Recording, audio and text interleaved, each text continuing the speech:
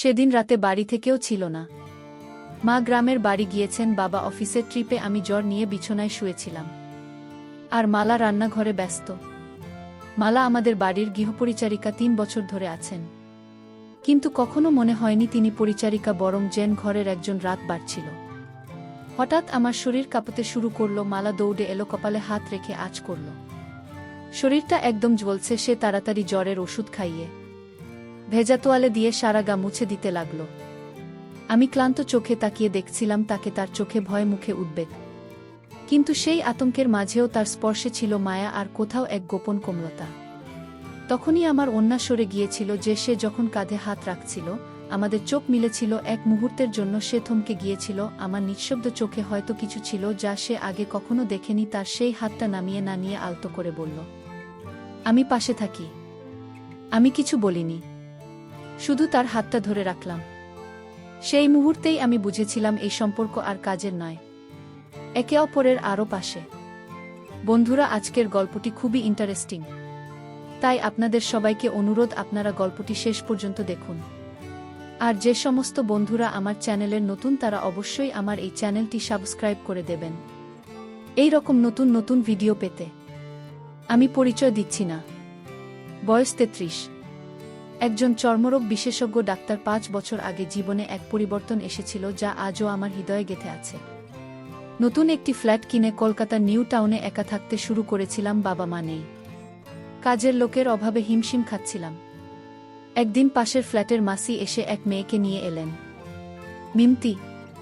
তখন 25 বছর বয়সী, চোখে বিষণ্ণতা আর মুখে অভিমান। জেনেছিলাম নিঃসন্তান হওয়ার অপবাদে স্বামী তাকে ত্যাগ করেছে।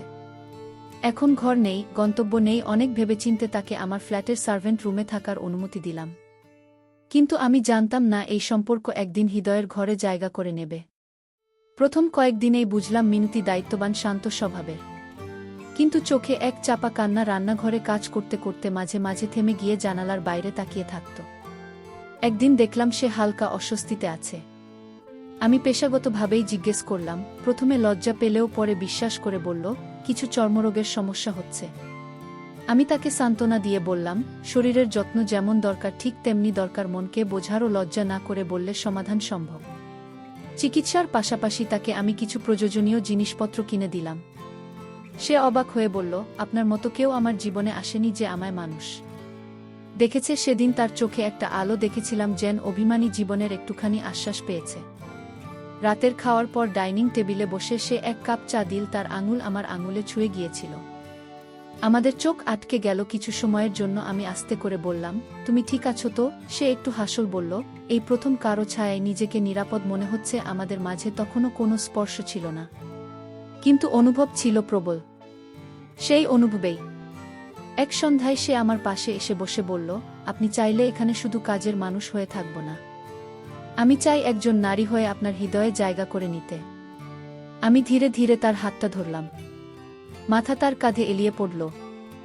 এক রাতে বৃষ্টি নামছিল। ঘর ছিল নিঃশব্দ। জানালার কাছে বৃষ্টির টিপটিপ শব্দ যেন আমাদের ভেতরের কথাগুলো বলছিল। আমি তার চোখে চোখ রাখলাম। সে ধীরে আমার কাছে এগিয়ে এলো, যেন কোনো দ্বিধাহীন আস্থায় ভর করে। আমি তাকে আলতো করে জড়িয়ে ধরলাম, কাঁধে মুখ রাখলাম। বললাম, আমরা যা করছি যদি তা কেবল শরীর হয় তবে তা ক্ষণিকের, কিন্তু যদি ভালোবাসা হয় তবে সে থাকবে আমাদের সঙ্গে সারা জীবন। সে ফিসফিস করে বলল, তবুও আমি চাই এই মুহূর্তটা শুধুই আমাদের হোক। এখানে ভয় নেই, লজ্জা নেই, শুধু সম্মতি আর ভালোবাসা। আমরা ধীরে ধীরে একে অপরের দিকে এগিয়ে এলাম। কোনো তাড়া ছিল না, কোনো দাবি নয়। তার কপালে চুমু দিলাম, সকালে আলতো ছোঁয়া রাখলাম।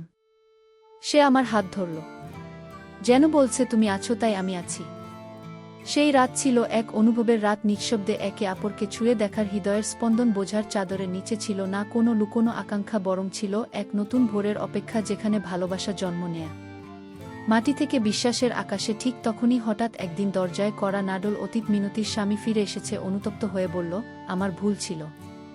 আমি চাই মিনতি আবার আমার ঘরে ফিরে আসুক। আমি চুপ করেছিলাম। বললাম, আমি কোনো বাধা দেব না। মিনতির সিদ্ধান্তই চূড়ান্ত।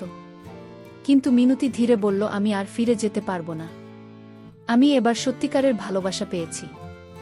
আমি এখানে থাকতে চাই, এই মানুষের পাশে যে আমায় সম্মান দিয়েছে, ছুঁয়েছে হৃদয় দিয়ে। 1 মাস পর ডাক্তারি পরীক্ষায় জানা গেল মিনতি মা হতে চলেছে।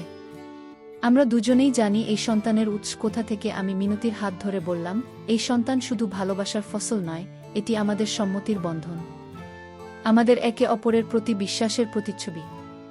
আমরা সিদ্ধান্ত নিলাম, বিবাহ নয়, সম্পর্ককে সম্মান দিয়ে এগোব। সমাজের চোখে হয়তো প্রশ্ন উঠবে, কিন্তু আমরা জানি এই সম্পর্ক আত্মার ভালোবাসা, কেবল শারীরিক নয়। ভালোবাসা গভীর বন্ধন, যেখানে আছে সম্মান, বোঝাপড়া আর একে অপরের পাশে থাকার অঙ্গীকার। সমাজ যা দেখে না, হৃদয়টা টের পায়। তো বন্ধুরা, গল্পটি এখানে সমাপ্ত করলাম। গল্পটি ভালো লাগলে একটি লাইক ও চ্যানেলটি সাবস্ক্রাইব করে দেবেন। দেখা হচ্ছে পরের ভিডিওতে। ভালো থাকবেন সবাই।